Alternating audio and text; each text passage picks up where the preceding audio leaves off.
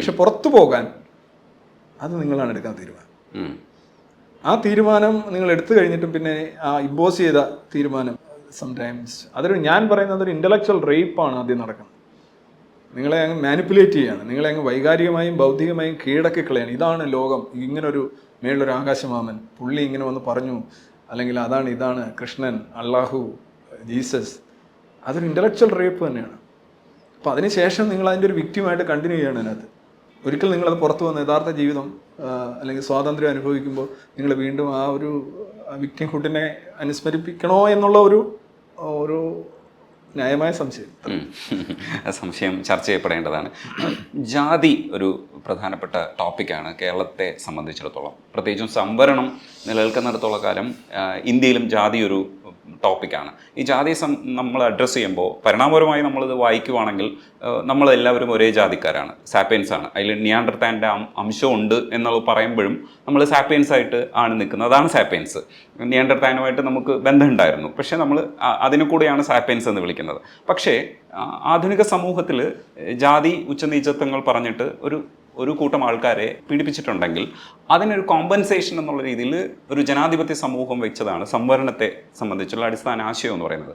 ഇതിനെതിരായി സംസാരിക്കേണ്ടി വരുമ്പോൾ വരുന്ന വിമർശനം വലിയ തരത്തിലാണ് രവിചന്ദ്രൻ നേരിടുന്നത്. ഇത് ആവർത്തിക്കപ്പെടുന്ന സംവാദങ്ങളിലൂടെ മുന്നോട്ട് പോയിക്കൊണ്ടിരിക്കുകയാണ്. ഇത് ഏത് കാലഘട്ടത്തിലാണ് നമ്മളിത് അവസാനിപ്പിക്കുന്നതെന്ന് വെച്ചാൽ സംവരണം അവസാനിപ്പിക്കുമ്പോൾ തീരുമെന്ന് പോലും അറിയില്ല ഇതിൻ്റെ ഡിസ്കഷൻസ്. ഇപ്പോൾ പൊസിഷൻ ചെയ്യുമ്പോൾ ഇപ്പോൾ ജാതി എങ്ങനെയാണ് അഡ്രസ്സ് ചെയ്യേണ്ടത് ഈ സംവരണ വിഷയത്തിൽ എന്നാണ് ആവർത്തിക്കപ്പെടുന്നത്? ജാതി നിർമൂലനം എന്നുള്ളതാണ് എൻ്റെ ഐഡിയ. അതാണ് അംബേദ്കറും പറഞ്ഞിട്ടുള്ളത്. ഈ ജാതിയെ അഡ്രസ്സ് ചെയ്യുന്നതാണ് സംവരണം എന്ന് പറയുന്നത് ഒരു ഭയങ്കര അന്ധവിശ്വാസമാണ്. സംവരണം എന്ന് പറഞ്ഞാൽ ജാതി അടിസ്ഥാനത്തിലുള്ള രാഷ്ട്രീയ വിലപേശൽ മാത്രമാണ്. ജാതി ഇല്ലാതാക്കാനോ ഞാൻ പറയുക ജാതി ഒരു അന്ധവിശ്വാസമാണ്. അതിന് ജനറ്റിക്കായിട്ടോ ബയോളജിക്കലായിട്ടോ യാതൊരു തെളിവുമില്ല. ഇപ്പോൾ കളർ നോക്കുകയാണെങ്കിൽ നമുക്ക് ജനറ്റിക്കായിട്ടോ ശാരീരികമായിട്ടോ കളർ കറുത്തവനെയും വെളുത്തവനെയും കണ്ടാൽ തിരിച്ചറിയാൻ കഴിയും, അല്ലേ? വംശീയമായിട്ട് വേണമെങ്കിലും ചില ജീനുകൾ, ഉദാഹരണമായിട്ട് പർവ്വത പ്രദേശത്തിന് മുകളിലുള്ള ഒരു ബ്രീത്ത് എത്ര നേരം ഹോൾഡ് ചെയ്യാൻ കഴിയും, ഇതൊക്കെ തമ്മിലുള്ള വ്യത്യാസം ഉണ്ടാവും. അത് ജനറ്റിക്കായിട്ട് അല്ലെങ്കിൽ ഉണ്ടാവുന്ന. രണ്ട് ജാതിക്കാർ തമ്മിൽ എന്താണ് വ്യത്യാസം? ഇപ്പോൾ കേരളത്തിൽ തന്നെ പല ജാതി എന്ന് പറഞ്ഞ് പേരിട്ട് നിങ്ങളെ ചരിത്രം ഒട്ടിച്ചു വെച്ചൊക്കെ ആളുകളെ വിലയിരുത്തുന്നു. നിങ്ങളിപ്പോൾ എൻ്റെ ജാതി നിങ്ങൾക്ക് അറിയണമെങ്കിൽ നിങ്ങളൊരു കുറച്ച് പണിയെടുക്കേണ്ടി വരും. കാരണം നിങ്ങൾ നോക്കുമ്പോൾ എന്നെ മുഖത്ത് നോക്കുമ്പോൾ എൻ്റെ ശരീരവും എൻ്റെ കാര്യങ്ങളൊക്കെ നോക്കുമ്പോൾ നിങ്ങളത് ഡിഫറൻഷ്യേറ്റ് ചെയ്യാൻ നിങ്ങൾ സ്ട്രഗിൾ ചെയ്യും. അത് ഒരു ജില്ലയിൽപ്പെട്ടവരാണെങ്കിൽ ഒരു പഞ്ചായത്തിൽപ്പെട്ടവരാണെങ്കിൽ ആ സ്ട്രഗിൾ വളരെ കൂടുതലായിരിക്കും. എന്നിട്ട് ഈ ഒട്ടിച്ചു വെച്ച സാധനത്തിന് ഈ ലോകത്തിൻ്റെ അവസാന കാലഘട്ടം വരെ അല്ലെങ്കിൽ ജാതി സത്യം ജഗത് മിഥ്യ എന്ന് പറഞ്ഞൊക്കെ പറയുന്നവർ എനിക്ക് തോന്നുന്നു ഏറ്റവും വലിയ റിഗ്രസീവ് ആയിട്ടുള്ള ഫോഴ്സസാണ്. നിങ്ങൾ ജാതിയെ കുറിച്ച് ആദ്യം പറഞ്ഞു. ഈ ജാതികളൊക്കെ എന്നാ വന്നത്? പണ്ട് ജാതി ഇല്ല, ഇതിൻ്റെ ഇടയ്ക്ക് ഒന്നൊരു കാലഘട്ടമാണ് ജാതി ഉള്ളത്. അതിനുശേഷമാണ് ഈ ജാതി ആഘോഷിക്കുന്നത് സംവരണത്തിൻ്റെ പേരിൽ. കേരളത്തിൽ അല്ലെ ഇന്ത്യയിൽ ഇന്ന് എല്ലാ ജാതികൾക്കും സംവരണമുണ്ട്. പിന്നെ നിങ്ങൾ എന്താ ജാതി സംവരണവും ജാതിയുമായിട്ട് ബന്ധപ്പെടുത്തുന്നത്? ജാതി സംവരണം എന്ന് പറഞ്ഞാൽ ബേസിക്കലി ജാതിയെ കൺസോളിഡേറ്റ് ചെയ്യുന്നു, ജാതിയുടെ അടിസ്ഥാനത്തിൽ ആക്ഷേപ വിലപേശൽ നടത്തും. അല്ലാതെ ജാതി എന്ന് പറയുന്ന സംഗതിയെ ഇല്ലാതാക്കാനോ അല്ലെങ്കിൽ അതിൻ്റെ അന്ധവിശ്വാസങ്ങൾ അതിൻ്റെ പിന്നിലുള്ള ആശയധാരകളെ തളർത്താനുള്ള ഒന്നും ജാതി സംവരണത്തിലില്ലേ? പക്ഷെ ഒരു കാലത്ത് ഇൻജസ്റ്റിസ് ഉണ്ടായിരുന്നു. അതിലേക്ക് ഞാൻ വരാം.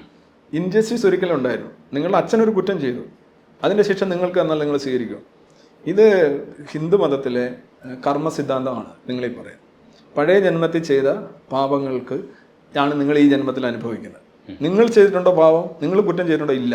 പക്ഷേ നിങ്ങളുടെ ആത്മാവ് പഴയ ജന്മത്തിൽ എന്തൊക്കെയോ ചെയ്ത് കൂട്ടിയിട്ടുണ്ട്, അതിൻ്റെ നിങ്ങൾ അനുഭവിക്കാൻ. ഇത് ഒരു സംഘപരിവാർ ആശയമാണ് യഥാർത്ഥത്തിൽ. ഈ സംവരണം എന്ന് പറയുന്നത് തന്നെ സംഘപരിവാർ, ആർഷഭാരത ഹൈന്ദവ ആശയമാണ്. അല്ല, പക്ഷേ നമ്മൾ അല്ല, ഞാൻ ശാസ്ത്രീയപരമായിട്ട് പറയാം.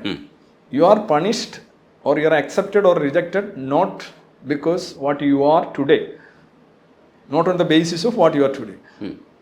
നിങ്ങൾ ഇപ്പോൾ എന്താണെന്നുള്ളതിനെ ആശ്രയിച്ചല്ല നിങ്ങൾക്ക് നിരാകരണവും സ്വീകരണവും ഒരുക്കുന്നത്.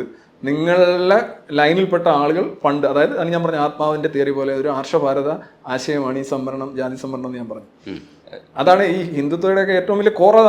അതാണ് ഏറ്റവും കൂടുതൽ സംവരണം ഏർപ്പെടുത്തിയ പാർട്ടി ആരാണ്? ബി ജെ പി ആണ്. ഇന്ത്യയിലെ സംവരണം ഏറ്റവും മാക്സിമം കൊണ്ടുവന്ന പാർട്ടി ബി ജെ പി ആണ്. ജാതി സെൻസസ് വേണമെന്ന് പറയുന്ന സംഘടന ഏതാണ്? RSS ആണ്. ഇത് ഇവർ നേരെ തിരിച്ചാ പറയുന്നത്. എന്താണ്? സംവരണം എന്ന് പറയുന്നത് RSS എതിർക്കുന്നത് ചുമ്മാ ഈ പറഞ്ഞ ചാപ്പ അടിക്കുന്ന പല കാര്യങ്ങളും. ഞാൻ പറഞ്ഞ വസ്തുതകൾ ചോദിക്കും. You ask me facts. ഇപ്പോൾ ഹിന്ദുത്വ സംഘപരിവാറിൻ്റെ ആദ്യത്തെ ഒരു 20 ആശയങ്ങൾ നമ്മൾ എഴുതി വെക്കുക. രാമക്ഷേത്രം, കൾച്ചറൽ നാഷണാലിറ്റി, രാമസീത, ഇങ്ങനെ കുറേ സാധനം ഉണ്ടല്ലോ. ആദ്യത്തെ 20 എഴുതി വെക്കുക. ഈ 20 കൃത്യമായും വ്യക്തമായും കേരളത്തിൽ താത്വികമായി ആശയപരമായി എതിർക്കുന്ന ഒരേ ഒരു സംഘടന എസൻസ് ഗ്ലോബൽ മാത്രം. ഒരേ ഒരു സംഘടന. ഞാൻ അങ്ങനെ എവിടെ പറയണമെങ്കിൽ ഒന്നുകിൽ അതൊരു ലോകോത്തര തള്ളലായിരിക്കണം, അല്ലെങ്കിൽ അത് വസ്തുതാപരമായി ശരിയായിരിക്കണം.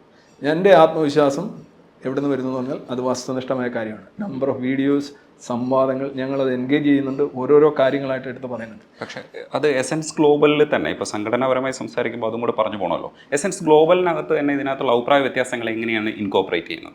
എസൻസ് ഗ്ലോബൽ എന്ന് പറഞ്ഞാൽ വളരെ ഈ സ്വാതന്ത്ര്യത്തിന് ഏറ്റവും കൂടുതൽ വില കൊടുക്കുന്ന ഒരു ഇതാണ്. ഞങ്ങൾ തന്നെ കൈറ്റ് സീരീസ് എന്ന് പറഞ്ഞ ഒരു ഓൺലൈൻ ഡിബേറ്റ് ഉണ്ട്. അതിൽ വരുന്ന ആരെന്നറിയോ? എസൻസ് ഗ്ലോബലിൽ തന്നെ ഉള്ളവർ വന്നിരുന്ന് അങ്ങോട്ടും ഇങ്ങോട്ടും ഒരേ ആശയം. സർക്കാരിൻ്റെ റോൾ എന്താണ്? ക്യാപിറ്റലിസത്തിൽ എത്രമാത്രമാകാം? തമ്മിൽ തല്ലുകയാണ് ആശയപരമായി. പരസ്പരം സ്നേഹിച്ചുകൊണ്ട് ആദരിച്ചുകൊണ്ട് തമ്മിൽ തല്ലുകയാണ്. ആ ആശയ സംഘർഷത്തിൻ്റെ തീവ്രത നിങ്ങൾക്ക് മനസ്സിലാവും. ഇത് വേറെ ഏതെങ്കിലും ഒരു പാർട്ടിയിലോ സംഘടനയിലോ നടക്കുമോ? അതിൻ്റെ ബന്ധപ്പെട്ട വളരെ ആക്റ്റീവായിട്ട് അതിലൊക്കെ ഉൾപാർട്ടി ജനാധിപത്യം ഉണ്ട്. ഉൾപാർട്ടി ഇറ്റ്സ് എ ജോക്ക് ആക്ച്വലി. ഇത് പരസ്യമായിട്ട് ഞങ്ങൾ വരികയാണ്. അതുപോലെ തന്നെ കമന്റുകളും പോസ്റ്റുകളും ഒക്കെ നോക്കും. ആളുകൾക്ക് അങ്ങനെ ചിലപ്പോൾ BJP ആയിരിക്കും വോട്ട് ചെയ്യുന്നത്, ചിലർ CPM ആയിരിക്കും വോട്ട് ചെയ്യുന്നത്. ഇപ്പോഴും പലരും പറയുന്നുണ്ട്, സാറേ CPM പറയുന്നത് നിർത്തൂ, അല്ലെ അതിനെ പറഞ്ഞ് നിർത്തൂ എന്നൊക്കെ. ഞാൻ CPM ഒന്നും പറയാറില്ല. ഞാൻ പിണറായി വിജയനെയും പറയാറില്ല, ഞാൻ മോദിയെയും പറയാറില്ല, അമിത്ഷായെയും പറയാറില്ല. ഇവിടെ ഈ സംഘപരിവാർ വിരുദ്ധത എന്ന് പറഞ്ഞാൽ എന്താ അറിയോ? സുരേഷ് ഗോപിയെ ഷീറ്റ് ഗോപി എന്ന് വിളിക്കണം, അമിത്ഷാ പിത്തക്കാടി എന്ന് വിളിക്കണം, സുരേന്ദ്രനെ ഉള്ളി സുരേ എന്ന് വിളിക്കണം. ഇത്ര ആയി കഴിഞ്ഞാൽ സംഘപരിവാറായി. ഇതൊന്നും അല്ല സംഘപരിവാർ. ഞാൻ പണ്ട് പറഞ്ഞൊരു കാര്യം എന്താണ്, മോദി പോയി കഴിഞ്ഞാൽ യോഗി വരും, യോഗി പോയി കഴിഞ്ഞാൽ വേറെ ഏതെങ്കിലും ഭോഗി വരും. കാര്യം ഈ ആശയം എന്താണെന്ന് അവർക്ക് മനസ്സിലാവുന്നില്ല. ഈ ആശയത്തെ നമ്മൾ മാത്രമാണ് എതിർക്കുന്നത്. പിന്നെ ചില ഈ സോക്കോൾഡ് നിങ്ങൾ പറഞ്ഞ യുക്തിവാദികളുണ്ട്. ഇവർ ഹിന്ദുമതത്തെയോ ഹിന്ദുത്വ വിശ്വാസങ്ങളെയോ ഹിന്ദുത്തെയോ ഒരു രീതിയിലും എതിർക്കാറില്ല. അവർ പറഞ്ഞാൽ അവർക്ക് പേടിയാണെന്നാണ്. എതിർത്തില്ല. പക്ഷെ അവരുടെ ഒരു നിർബന്ധം എന്നറിയോ? ഞങ്ങൾ ചെയ്യുന്നത് അത് കടുപ്പം കുറഞ്ഞു പോയി, അതിന് വേണ്ടത്ര വീര്യമില്ല, നിങ്ങൾ ആ സ്ലൈഡ് കാണിച്ചെങ്കിലും അത് വായിച്ചില്ല, മറ്റേത് വായിച്ചെങ്കിലും കാണിച്ചില്ല. അപ്പം നമ്മൾ പറയുന്നത് ഈ വോയറിസ്റ്റിക് ആകുന്നത് ഒരു പരിധിവരെയൊക്കെ സഹിക്കാം. ഒരു മനുഷ്യൻ അങ്ങനെ ഒരു ഇതുണ്ട്. മറ്റുള്ളവൻ ചെയ്യുന്നത് കാണാനുള്ള ഒരു ആനന്ദം കൊണ്ടായിരിക്കും അങ്ങനെ പറയുന്നത്. പക്ഷെ നിങ്ങൾക്ക് ചെയ്യാവുന്നൊരു കാര്യമാണ് അല്ലേ? നിങ്ങളും ഹിന്ദുത്വത്തെ വിമർശിക്കും അടിസ്ഥാനപരമായിട്ട്, അതിൻ്റെ ആശയങ്ങൾ. ഞങ്ങൾ ആശയങ്ങളെയാണ് നോക്കുന്നത്. ഞാൻ രാമസേതുവിനെക്കുറിച്ച് പുസ്തകം എഴുതിയാളാണ്, ഗീതയെക്കുറിച്ച് പുസ്തകം എഴുതിയാളാണ്, ജ്യോതിഷത്തെക്കുറിച്ച് പുസ്തകം എഴുതിയാളാണ്. വിവേകാനന്ദൻ മിശിഹയോ എന്ന് പറഞ്ഞ പൊളിറ്റിക്കൽ ഹിന്ദുത്വത്തെക്കുറിച്ച് ഏറ്റവും ശക്തമായി എതിർ പുസ്തകം എഴുതിയാളാണ് ഞാൻ എഴുതിയ 17 പുസ്തകത്തിൽ 15 പുസ്തകവും സംതിങ് എഗെയിൻസ്റ്റ് ഹിന്ദുത്വ അല്ലെങ്കിൽ ഹിന്ദുമതമായിട്ട് ബന്ധപ്പെട്ടാണ്. ഞാൻ ഇസ്ലാമിനെ കുറിച്ച് ഒരു പുസ്തകം എഴുതിയിട്ടില്ല. പക്ഷേ ഇവിടുത്തെ കേരളത്തിലുള്ള ഒരു നരേറ്റീവ് എന്ന് പറഞ്ഞു കഴിഞ്ഞാൽ ഈ ഇസ്ലാം എന്ന് പറയുന്നത് റെഡ് ലൈനാണ്.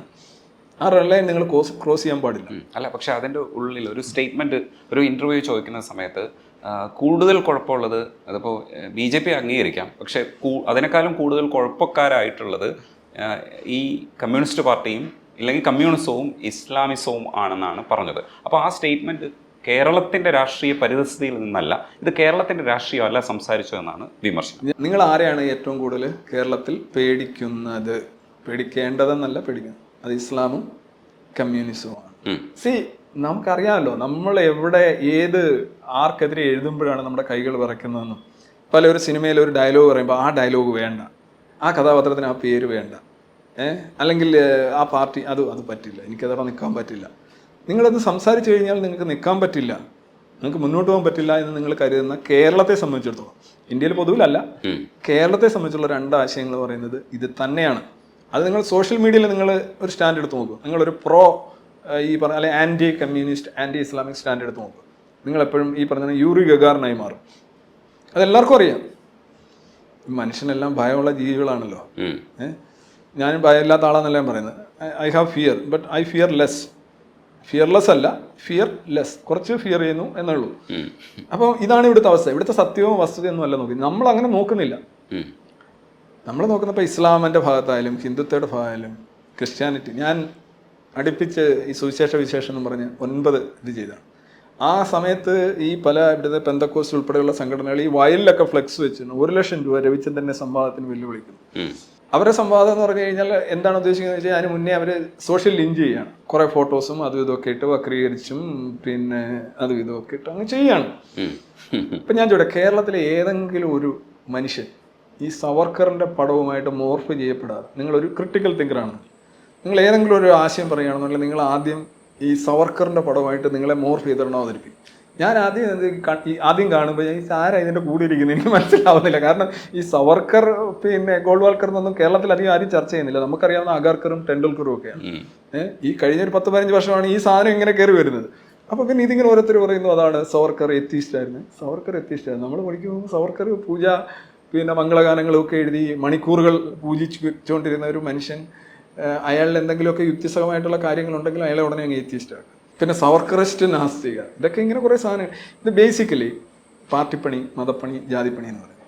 ഇസ്ലാം മസാജ് ശക്തമായിട്ട് കേരളത്തിലെ ഈ സാംസ്കാരിക നായകന്മാരുടെയും ഒക്കെ ഒരു ബാധ്യതയായിട്ട് മാറിയിട്ടുണ്ട്. അവർ പല കാര്യങ്ങളിലും അവർ നോക്കുമ്പോൾ എവിടെ നിൽക്കുമ്പോഴാണ് എന്തൊക്കെ സംസാരിക്കുമ്പോഴാണ് എനിക്കിതുണ്ടാകുന്നത്. ഒരു എഡിറ്റിംഗ് നടക്കുന്നുണ്ട്. എനിക്ക് അങ്ങനെ ഒരു എഡിറ്റിംഗ് ഇല്ല എന്നുള്ളൊരു പ്രശ്നം വേണമെങ്കിൽ നിങ്ങൾക്ക് ഉന്നയിക്കാം. ഐ ഡോണ്ട് എഡിറ്റ് ബിക്കോസ് അത് ഫാക്ച്വലി റോങ് ആണ് എങ്കിൽ എനിക്ക് അത് പൊരുത്തപ്പെടാൻ പറ്റില്ല.